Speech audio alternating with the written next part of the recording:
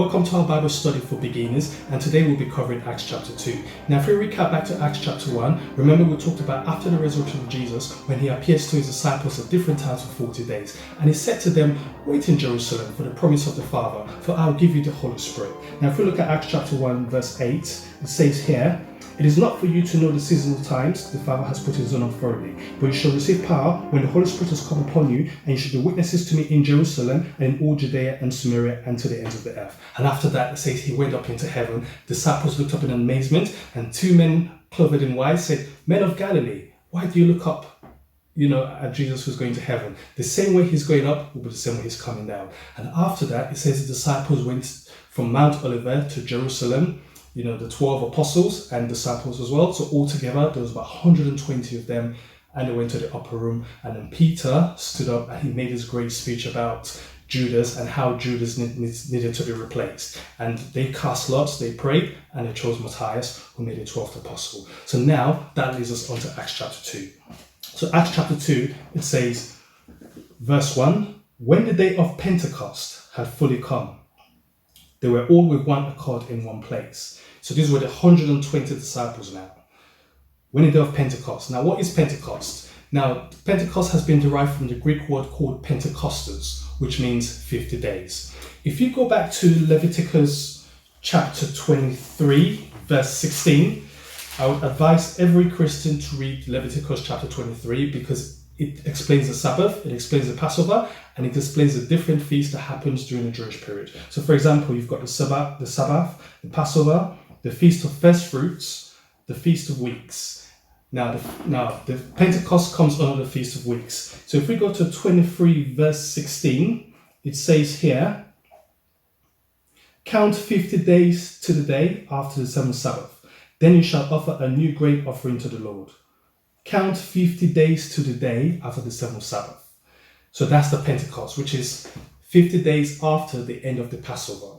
And that's how the Jews celebrated. Well, I think the Christians celebrated 50 days after Easter. So it says, when the day of Pentecost had fully come. So fully come means this was the time that Pentecost was about to be fulfilled, because the Holy Spirit had been promised way back from Leviticus. And as we mentioned previously in Acts chapter 1, we talked about the empowerment and indwelling of the Holy Spirit. When at different times in the Old Testament, you had the judges and the prophets, great men of God like Gideon, Samuel, Samson. They had the empowerment of the Holy Spirit when at different times they did wonderful things. But now what we have is the indwelling presence of the Holy Spirit, where the Holy Spirit is now being promised to all of us, where basically we can now do marvelous things. Okay? And suddenly there came a sound from heaven, and of a rushing mighty wind, and it filled the whole house where they were sitting. So they were in one place, all praying, and a sound from heaven, not sound from next door or the earth, a sound from heaven, as of a rushing mighty wind, and it filled the whole house where they were sitting.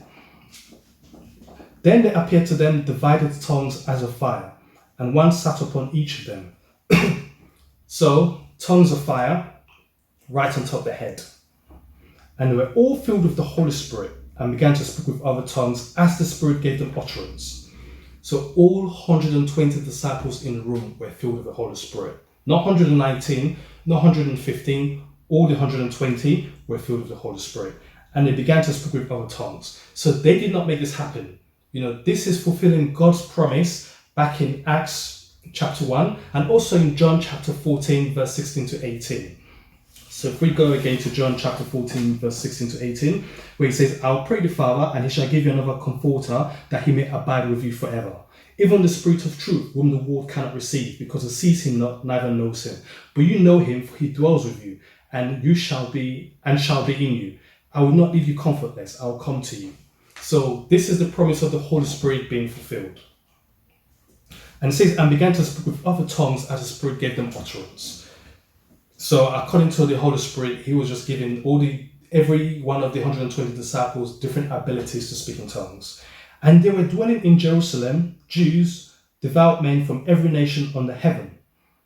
So devout men from every nation under heaven. So what happened back in those days? If you read your Old Testament, you would notice that the Jews were scattered. They were not all concentrated in one place. And this is because, at different times, for example, during the Babylonian era, around 586 to 597 BC, Babylon attacked Jerusalem, destroyed the temple, took some Israel's captives, some were exiled, some were murdered, they all fled, and they managed to stay within communities. And that's the thing about the Jewish. I mean, back then they were called Hebrews. They all managed to stay within the communities. Some maintained the Jewish tradition, while some took on other religions. And there were different times where they were attacked, like the Syrians, again, attacked Babylon and then captured the Jews again. So there were different times that, they were being dispersed. That's why they call the Jewish diaspora. That's why you've got Jews everywhere now, in America, in Europe, such as Greece, in North Africa, they're everywhere basically, but you would notice they've still managed to maintain, their communities. And when this sound occurred, the multitude came together and were confused because everyone heard them speaking his own language. Then they were all amazed and marveled, saying to one another, "Look, are not all these who speak Galileans?" So it says they were amazed and marveled, and they were also confused because they heard them speaking their own language. And why were they confused? Because this has never happened before. This is the first time, this has happened. This is a marvelous event. This is a miracle to have someone that speaks Hebrew or Aramaic or Galilean, depending on the dialect. They're now speaking a language that you would not have thought that they could speak. That's like someone like me speaking Chinese. Can you imagine I just start speaking Chinese and I do not understand the language? So that's the gift of tongues. When you're speaking in an unknown language that you yourself do not understand, but someone else would understand that language and be like, "You're speaking Chinese. This is what God's saying. I'm speaking it. I don't know what God's saying, but someone's there to interpret." So I think at some other stage we'll do a topic on the gift of tongues when we talk of speaking in tongues and the interpretation of tongues. I think this is something that the church, is really missing, and that's something we need to talk about in another topic.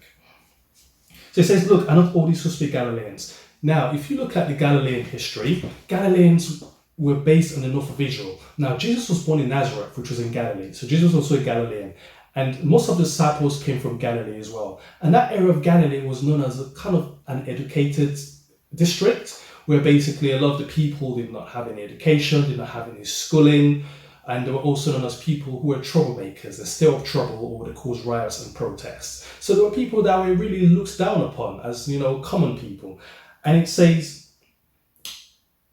and they were dwelling in Jerusalem, devout men from every nation. And a lot of these people were scholars, they were kind of like professors, doctors, esteemed men, devout, quite, very religious kind of people. And these are the people you'd have expected to have the Holy Spirit. But that's not how God works. And it says, "And how is it that we hear each in our own language in which we were born? Parthians and Medes and Elamites, those dwelling in Mesopotamia, Judea and Cappadocia, Pontus and Asia, Phrygia, Pamphylia, Egypt and the parts of Libya, adjoining Cyrene, visitors from Rome, both Jews and proselytes, Cretans and Arabs. We hear them speaking in our own tongues, the wonderful works of God." There you go. So they were all amazed and perplexed, saying to one another, "Whatever could this mean?" Others mocking them, saying they are full of new wine. So they could not explain this because at that time they did not understand the Holy Spirit. They did not understand the gifts of the Spirit. So you could see why they would say they're full of new wine, because no one had told them that the Holy Spirit was going to come. They were not aware of this. And these were people outside of the 120 disciples. These were people who had heard the sound from heaven, that mighty gushing wind. They heard the sound and they came rushing to the house to find out what was going on. Because that, a sound from heaven, that's going to be, that's going to be possibly thunderous, and it's a mighty wind. And this only happened around that area. So of course you're going to come to find out what was going on. So I think that's how all these people came about. And we look at the timing. The Holy Spirit has perfect timing. The Holy Spirit did this on the day of Pentecost. Why did the Holy Spirit not do it on any other day? Because the Holy Spirit knew that on the day of Pentecost is when all the Jews would normally gather together and come to Jerusalem to celebrate the Feast of Weeks. So if we go to verse 14, "But Peter, standing up with the 11, raised his voice and said to them, 'Men of Judea and all who dwell in Jerusalem, let this be known to you and heed my words. For these are not drunk as you suppose, since it is only the third hour of the day. But this is what was spoken by the prophet Joel.'" Okay, so I don't want to read everything word for word because Acts chapter 2 goes on to 47. It is a long chapter, But if you read from verse 17 to 21, it talks about when God says, I'll pour out my spirit on all flesh. Your sons and your daughters shall prophesy. Your old men shall dream dreams. Your young men shall see visions. I'll pour out and on my men servants and on my men servants and on my maid servants, I'll pour out my spirit in those days, and they shall prophesy. So it goes on to say that. And verse 22 says, Men of Israel, hear these words. Jesus of Nazareth, a man attested by God to you, by miracles, wonders, and signs, which God did through him in your midst, as you yourselves also know, him being delivered by the determined purpose and full knowledge of God, you have taken by lawless hands and have crucified and put to death, whom God raised up, having loosed up the pains of the death, because it was not possible that he should be held by it. So, this is Peter, Peter being a witness. This is the same Peter speaking of boldness. This is the same Peter when, back in Matthew, when Jesus was being arrested, Peter denied him 3 times. And prior to that, Jesus called Peter's name 3 times. Peter, do you love me? Feed my sheep. Peter, do you love me? Feed my lamb. Peter, do you love me? Feed my sheep. And Peter was upset. Peter said, of course I love you, Master. Yes, I will. And then the next day, it's like Peter denied him and said, I don't know him. And the woman said, "Well, you sound like a Galilean. You sound like you used to chill with Jesus." And then Peter ran away, and then he saw the master, and he became very tearful, and he was very sorry. So this is a transformation of Peter. So even when we fall, God can transform you. God can still use you. So Peter felt like he had failed the master, he had failed Jesus, he had let Jesus down. But then Peter becomes one of the greatest characters in the Bible, and Jesus has used Peter to achieve, his purpose. So here is Peter, standing up for the rest of the apostle, making speeches, saying boldly, this is the man you've taken by lawless hands, whom you crucified. You see how bold that is. So verse 25, he now quotes David. He says, I foresaw the Lord always before my face, for he's at my right hand that I may not be shaken. So we go on to, let's see, where can we go up to? We go up to verse 29. It says, Peter again says, Men and brethren, let me speak freely to you of the patriarch David, that he is both dead and buried, and his tomb is with us to this day. Therefore, being a prophet, and knowing that God has sworn with an oath to him that the fruit of his body, according to the flesh, he would raise up Christ to sit on his throne. And then we go on to verse 30, where it says, David did not ascend into heaven, but he says himself, the Lord said to my Lord, sit at my right hand, I'll make my enemies your footstool. So David had a revelation of Jesus. This scripture tells us David never went to heaven. He never saw the glory of heaven. However, he was able to have a revelation of Jesus. The Lord said to my Lord. God the Father, the Lord, said to my Lord, God the Son, Jesus Christ, sit at my right hand. The Father said to Jesus, sit at my right hand till I make your enemies your footstool. So verse 36, therefore let all the house of Israel know assuredly that God has made this Jesus, whom you crucified, both Lord and Christ. Now when they heard this, they were cut to the heart. They were convicted, they were sorrowful, they were repentant, and said to Peter and the rest of the apostles, Men and brethren, what shall we do? Then Peter said to them, Repent, let every one of you be baptized in the name of Jesus Christ for the remission of sins, and you shall receive the gift of the Holy Spirit. There you go. Repent, let everyone be baptized in the name of Jesus Christ for the remission of sins, and you shall receive the gift of the Holy Spirit. How easy is that? We don't have to sacrifice any lamb like they did back in those days. There was no shedding of blood because Jesus had already done it. All we have to do is repent, baptize in the name of Jesus Christ for the forgiveness of sins, and you shall receive the gift of the Holy Spirit. Easy, done. How easy it is now, to go to the throne of grace, to obtain grace and find mercy to help in time of need. Amazing. For the promise is to you and to your children and to all who are far off, as many as the Lord our God will call. So God wasn't giving this promise just to the Jews. He was giving the promise to all of us, all our children, all our generation, the gift of the Holy Spirit. And the first example of the gift of the Holy Spirit, as we witness in Acts chapter 2, is the gift of tongues. Now, there are many other gifts of the Holy Spirit, and we'll go onto that in later stages. So, verse 40 to 47 talks about the church. As a newborn, as a believer, a new convert, a born again in Christ, read the book of Acts. Very important. It talks about, you understand about the Holy Spirit, you understand about how the church came into existence. Very important, especially Acts chapter 40, verse 7. It says, and with many other words he testified and exhorted them, saying, Be saved from this perverse generation. Perverse means sinful. Then those who gladly received his word were baptized, and that day about 3,000 souls were added to them. And they continued steadfastly in the apostles' doctrine and fellowship, in the breaking of bread and in prayers. So that same day, 3,000 people were saved. Can you imagine that? 3,000 people saved in one day. And they were breaking bread, they were praying, then fear came upon every soul, and many wonders and signs were done through the apostles. So the Bible doesn't even mention half of what happened on that day. Many wonders and signs, were taking place. Can you imagine the Holy Spirit? So this tells me that when the Holy Spirit came, it wasn't just the gift of tongues. There were other manifestations happening on that day. It says many wonders and signs were done through the apostles. And it says, now all who believed were together and had all things in common. Now this is moving on from the day of Pentecost. And sold their possessions and goods and divided them among all as anyone had need. So here, look at that. They were together, unity, did things in common, sold their possession and goods. They realized that material things are not important and divided them amongst all, shared them amongst all. Does that happen today? Not in today's era.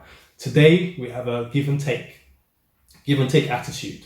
But you see here, they're all shared. Rich and poor, all shared. It doesn't say, the rich gave to the poor.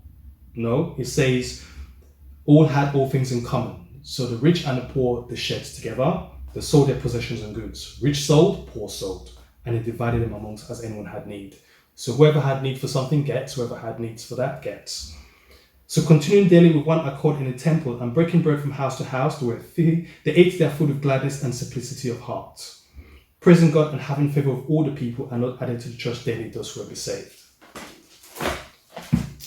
I love the Bible. I love the book of Acts. This book of Acts is becoming my favorite chapter because it's just so amazing, like the revelation I've been getting from studying the book of Acts. And this is the blueprint to the growth of the church. If you want your church to grow, read the book of Acts. It all starts with unity. It all starts with having a goal, a common goal. It all starts with sharing, fellowshipping together. That's the blueprint for the church growth. That's how the church is going to grow. And I just hope that you've been blessed by today's brief summary of Acts chapter 2. And next time, we'll be covering Acts chapter 3 and chapter 4 onwards. If you like this video, then subscribe to my channel. Stay blessed.